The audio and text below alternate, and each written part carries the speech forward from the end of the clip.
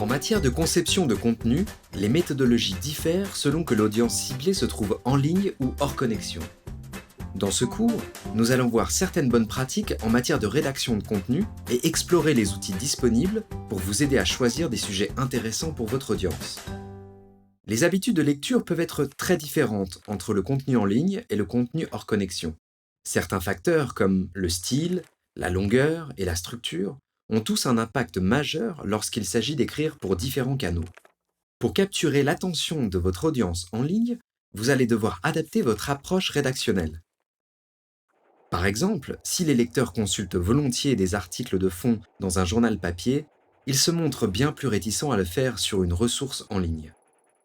En effet, sur Internet, ils sont constamment bombardés d'informations.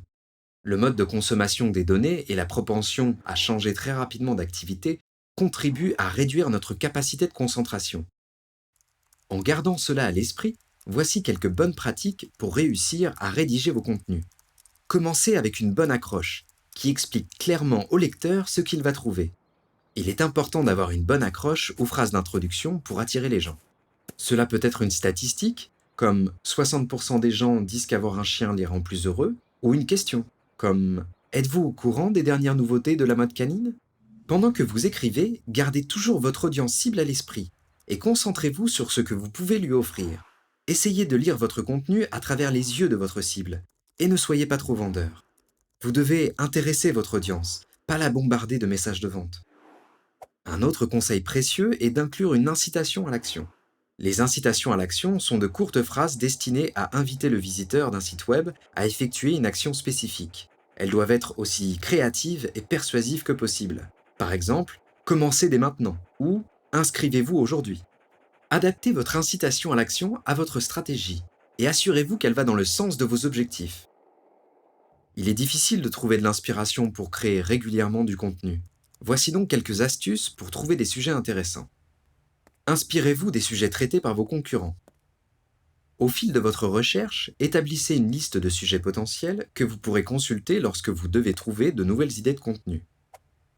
En outre, des outils comme Answer the Public vous permettent d'entrer un sujet ou un terme clé et de recevoir une liste des recherches les plus courantes contenant ces mots. Vous pourrez ainsi créer du contenu qui réponde vraiment aux attentes des utilisateurs. Vous pouvez également déterminer la popularité d'un sujet à l'aide d'autres outils, comme la Search Console, qui vous permet de voir les termes que les gens ont utilisés pour trouver votre site web, et l'outil de planification des mots-clés, qui vous indique le nombre de personnes qui recherchent un terme donné. Enfin, assurez-vous que votre style d'écriture est cohérent, de sorte que vos lecteurs associent immédiatement votre marque ou votre ton commercial à votre contenu lorsqu'ils le lisent.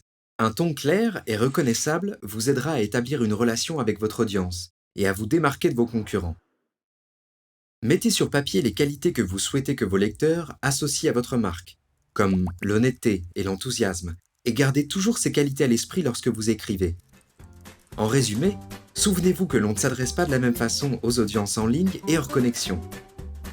Lisez nos conseils en matière de rédaction de contenu en ligne et inspirez-vous d'autres ressources disponibles sur Internet.